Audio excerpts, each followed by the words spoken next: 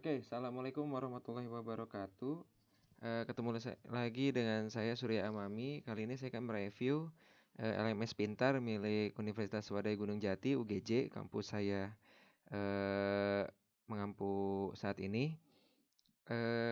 Dari akun dosen gitu ya. Saya akan mereview dari sisi akun dosen karena di dua video sebelumnya adalah mereview dari sisi akun mahasiswa. Oke, saya akan coba masuk dulu. Jadi tampilan awalnya adalah ini bagi para teman dosen, username dan password sudah diberikan oleh pihak TIK kampus. Jadi teman-teman tinggal login saja gitu. Kalau ada kendala tinggal ke TIK kampusnya. Dan teman-teman lain apabila yang sudah ada Moodle pun sebetulnya ini bisa digunakan sebagai referensi untuk saling bertukar pikiran atau diskusi gitu ya. Dan perlu saya katakan dulu bahwa saya bukan pengembang ya, pengembangnya sendiri ada di tim TIK kampus UGJ. Jadi saya di sini hanya sebagai admin dan di sini sebagai dosen gitu ya. Oke, tampilan awal dari dosen sendiri adalah seperti ini. Ini tampilan dashboard ya, tampilan dashboard. Jadi ketika saya klik bagian X tadi ada sidebar menu. Ini ada langsung sidebar menu, ini dashboard. Di sini ada profile kita, ya ada dashboard, ada profile, ada grades message. Message itu seperti mengirim pesan, kemudian preferensi itu settingan dan sebagainya. Jadi yang pertama kali kita harus tahu atau yang minimal kita harus tahu adalah dashboard ini sangat simpel. Simpelnya itu adalah ini mengatakan kuliah apa yang kita ambil atau kuliah apa yang kita ampu, sorry. Ketika menjadi dosen, maka ini adalah kuliah-kuliah yang kita ampu berdasarkan plot yang sudah dilakukan oleh program studi atau prodi, oleh admin prodi. Oke, di sini saya itu oleh prodi ditugasi untuk ada 5 mata kuliah. Nah, perlu diketahui bahwa mata kuliah kita atau pada Moodle seperti halnya pada psikologi atau Google Classroom, eh mata kuliah itu adalah suatu course atau kursus ya. Sehingga di sini bisa terlihat bahwa course overview saya sebagai dosen itu ada 5 mata kuliah atau 5 kursus. Nah, di sini sudah dibuat kursus virtual ya. Jadi kalau ini kelas beneran ya, saya mengampu desain web, kemudian sistem informasi pendidikan, ada PLP, kemudian satu lagi adalah statistik. Nah, saya ngajar di Bahasa Indonesia Statistika untuk pendidikan. Nah, kemudian ini ada kelas virtual, teman-teman semua. Jadi kita bisa masuk ke dalam suatu kelas, itu ada beberapa cara. Kita bisa masuk melalui sidebar menu yang ada sebelah kiri. Itu kalau sidebar menu dia kependekan ya. Jadi tidak tidak full name lah. Dia singkatan saja. Jadi ini STK itu statistik, Merdeka itu Merdeka Belajar, Siswopen itu Sistem Informasi Pendidikan dan seterusnya. Kita coba dulu masuk fitur satu-satu ya. Kita lihat fitur Merdeka Belajar misalkan. Ini kita klik. Nah, ini cara dosen itu masuk ke kelasnya si dosen tersebut. Nah, ketika kita masuk kelas ini, ada beberapa lagi. Ini akan berbeda tampilannya dengan dashboard. Karena ketika kita masuk kelas, ini adalah tampilan kelas yang terdiri atas beberapa aktivitas.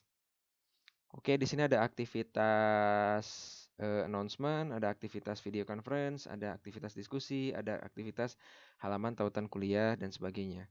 Nah, ini semua bisa dibuat oleh teman-teman dosen.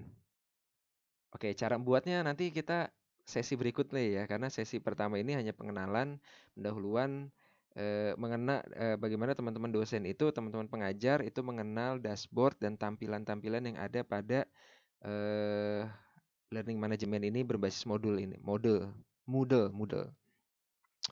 Oke, teman-teman, ini adalah tampilan dari kelas. Kemudian di sebelah kiri kalau kita lihat ada partisipan. Partisipan itu adalah partisipasi atau orang-orang yang berpartisipasi dalam kelas kita. Minimal 2 jenis, yaitu si dosen dan si mahasiswa.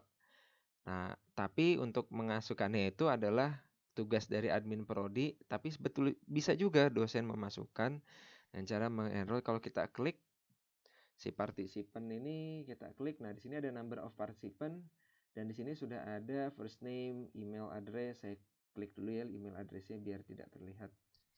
Oke, ada di sini ada first name, ada role-nya. Ini ada student bisa sebagai teacher, kemudian ada eh nama-nama gitu ya, ada nama-namanya dan ini saya sebagai teacher dan teman-teman dosen saya yang lain itu sebagai student ya. Nah, di sini ada last activity. Last activity itu artinya kapan dia terakhir beraktivitas masuk ke dalam LMS ini. Jadi kita bisa memantau para mahasiswa yang yang pernah masuk ke atau yang ketika nanti masuk ke dalam kelas ini ya dia aktif atau tidak gitu dan kapan dia terakhir aktif. Nah, paling tidak dua ini yang kita pahami dulu teman-teman semua. Jadi ada partisipan, ada kelasnya atau kelas merdeka ini. Nah, adapun kelas ini sebetulnya nanti kita bisa buat per topik. Topik itu seperti pertemuan. Ada pertemuan 1, pertemuan 2. Ini topik 2 bisa kita ganti nanti pertemuan 2, pertemuan 3, pertemuan 4. Jadi di sini ada aktivitas-aktivitas yang bisa teman-teman dosen itu lakukan, bisa diadakan agar terjadi komunikasi yang baik antara dosen dan mahasiswa. Nah, aktivitas-aktivitas ini sebetulnya ada banyak teman-teman. Untuk melihatnya kita turn on editing dulu. Jadi ada banyak aktivitas yang bisa kita tambahkan. Kalau kita klik add activity di sini. Nah, ini ada penugasan, ada kehadiran, kemudian ada video conference, ada chat, ada forum. Forum itu seperti dibuat diskusi ya teman-teman. Jadi ketika kita sudah memberikan materi, maka biasanya kita memberikan satu pertanyaan terbuka di mana nanti ada satu diskusi, mahasiswa menjawab, dosen menjawab dan terjadi komunikasi tertulis di situ. Kemudian kita bisa memberikan kuis, kita juga bisa menambahkan resources-nya itu adalah file. Artinya kita bisa memasukkan PDF, kita juga bisa memasukkan halaman itu seperti halaman web atau URL. Nah, seperti itu. Jadi ini seperti ketika yang saya lakukan adalah ini memasukkan, nah yang ini memasukkan file. Kalau yang ini. Kalau ini adalah memasukkan topik biasa, ini hanya tinggal mengedit dan sebagainya. Oke, mungkin itu yang bisa saya jelaskan untuk pengenalan awal. Jadi sekali lagi saya ulangi, ketika kita masuk itu akan ditampilkan ke menu dashboard. Minimal teman-teman tahu mata kuliah yang diampu oleh saya, yang ditugasi prodi itu ada di course overview. Ada apa aja teman-teman bisa lihat, teman-teman bisa cek ini sesuai tidak dengan asistensi yang sudah dilakukan di awal. Ketika teman-teman mau masuk mata kuliah atau teman-teman mau melihat mata kuliahnya, teman-teman tinggal klik saja. Tinggal klik mata kuliah tersebut. Kemudian nanti di sini ada struktur mata kuliahnya atau ada aktivitas mata kuliahnya. Oke, seperti itu mungkin yang bisa saya jelaskan. Ini kalau sudah kita bisa logout. Untuk video berikutnya nanti kita akan coba menggali lebih dalam bagaimana sih kita membuat satu aktivitas, bagaimana kita bisa melakukan suatu aktivitas yang tadi sudah dijelaskan sebelumnya, sudah sedikit saya sebutkan sedikit ya. Oke, terima kasih banyak. Sampai ketemu di video berikutnya. Billahi taufiq wal hidayah. Wassalamualaikum warahmatullahi wabarakatuh.